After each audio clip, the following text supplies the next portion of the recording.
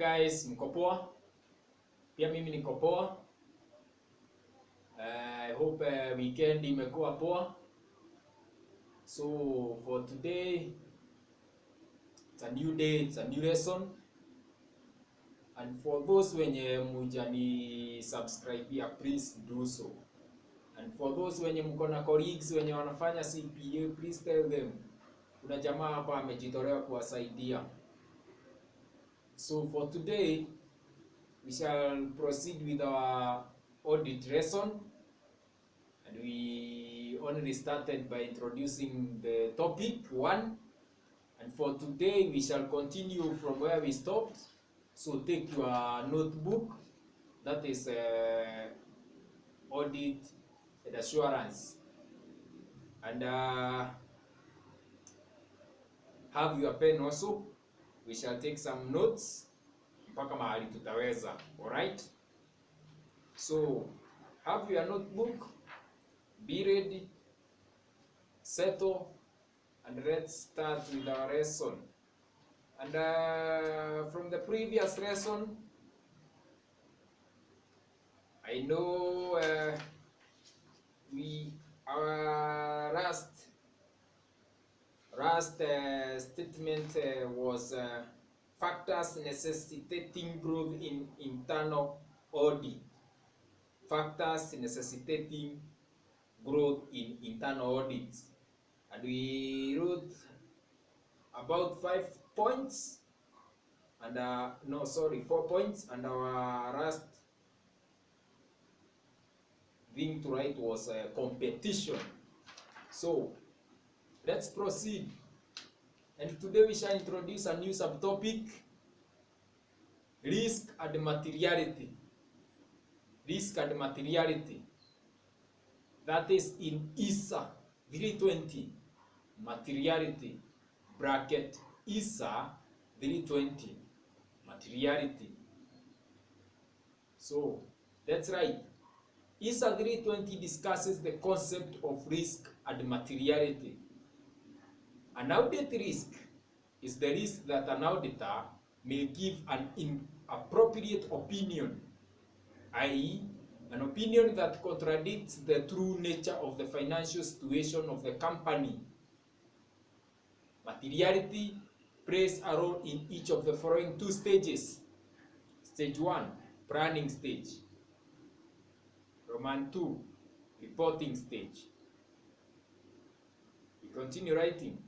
The International Auditing and Assurance Standards Board, into bracket IAASB, in its framework for preparation and presentation of financial statement, defines materiality as follows.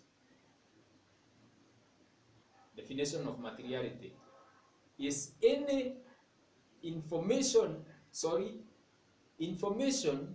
is material if its omission or misstatement could influence the decision of users taken on basis of the financial statements.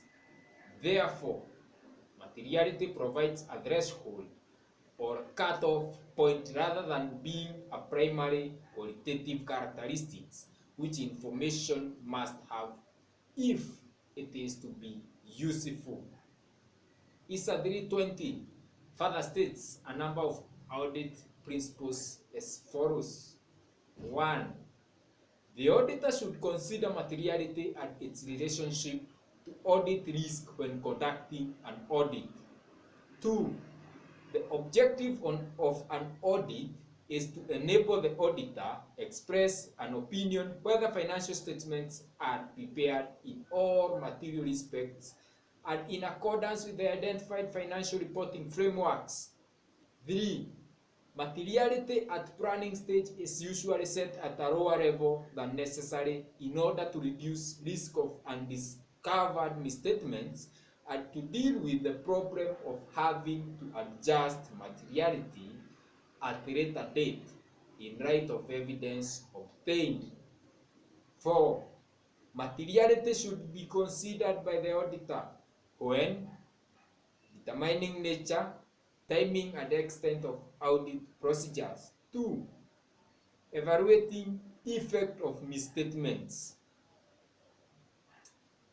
The auditor should plan sufficient audit procedures so that he or she has reasonable expectation of determining material misstatements in financial statements.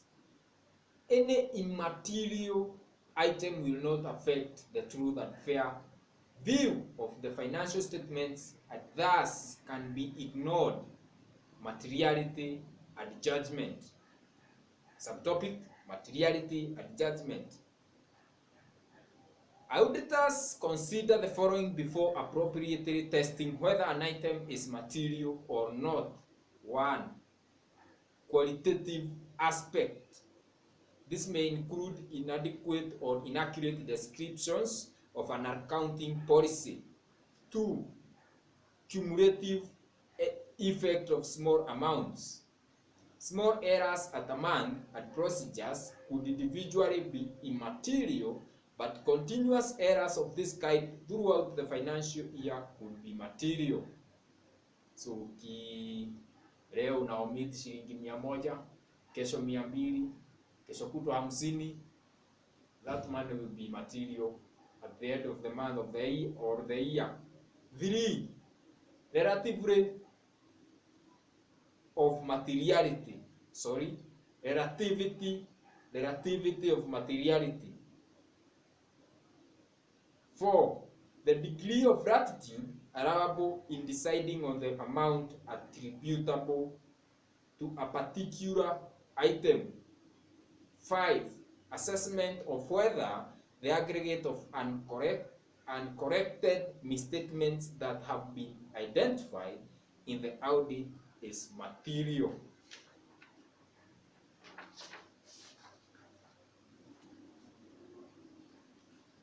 True and fair view. Subtopic: true and fair view. We write, true and fair view implies that the financial statements are not prejudicial to any user of the financial statements. Financial statements will present a true and fair view if 1. Contain in all material respects with the disclosure requirement of the Companies Act and other relevant regulations. 2. They contain material matter and not full of needless details. 3. They are complete in every respect within the constraints of materiality and the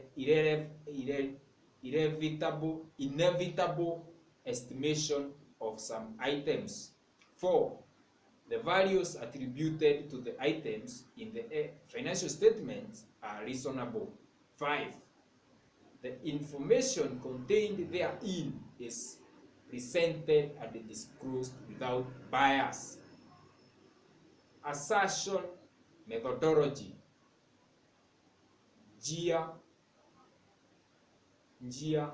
That is assertion methodology. They are classified as 1. Existence. This is to ascertain that an asset or liability exists at a given date. Number 2, rights and obligations. This is to ascertain that an asset or liability in financial statements pertains to the entity at a given date. 3, occurrence. This is the assertion that a transaction or event took place which pertains to the entity during the financial period. 4, completeness. This is the assertion that there are no unrecorded assets, liabilities, transactions, or undisclosed items. 5, valuation. This is the assertion that an asset or liability is recorded at an appropriate carrying value. And valuation can be done in several ways. Methods of valuation: 1, overall valuation basis. 2, suitable accounting policy. 3, desirable qualitative characteristics. Number 6 of methodology, measurement. This is the assertion that a transaction or an event is recorded and proper amounts of revenue and expenses are allocated to the proper period for proper reporting purposes. 7. Presentation and disclosure. This is the assertion that an item is disclosed, classified, and described in accordance with the applicable financial reporting frameworks. 7 or 8. Classification. Are transactions recorded in appropriate accounts? 9. Cutoff. Are transactions recorded in appropriate period? 10. Accuracy. Are the amounts disclosed in the financial statements appropriate? 11. Allocation. Are account balances included in appropriate accounts? Alright? Right? So, from there, that's the end of our first introduction part of the topic. So, let's continue with the topic number 2. Topic number 2, the Auditor and the Companies Act. Chapter 2 or topic 2, the Auditors and the Companies Act. We define some key terms. Number 1, engagement letter. What is an engagement letter? We write, before commencement of the audit, the auditor and the client should agree on the terms of engagement. The agreement terms should be recorded in an audit engagement letter or other suitable form of contracts. 2, professional ethics. These are rules of conduct that govern the behavior of an accountant. 3, international standards on auditing. Within each country, local regulations govern to a greater or lesser degree the practices followed by the auditors. Such regulations may either be of a statutory nature or in the form of statements issued by the regulatory or professional bodies in the country concerned. Let's continue. Before an auditor is appointed in an audit, there are numerous processes and procedures that must be completed first. Alright? The company needs to consider the qualifications of the auditor amongst other things. The auditor and the client also need to agree on the terms of engagement before hand over, and this is done through an engagement letter yenye tumedefine hapo, signed by both the client and the auditor. According to section 159 of Companies Act, every company shall at each annual general meeting appoint auditors to hold office till the next annual general meeting. Notwithstanding the above, a retiring auditor, however, appointed shall be deemed to be appointed without any resolution being passed, subject to certain provisions. Section 159 bracket 7 provides that the remuneration of the auditor shall be fixed by the directors or the registrar of companies to the company in annual general meeting or in the manner determined in the annual general meeting. However, appointed, the directors can appoint the first auditor of the company to hold office till the conclusion of the first annual general meeting. Then, subtopic, qualifications for appointment of an auditor. Qualifications for appointment of an auditor.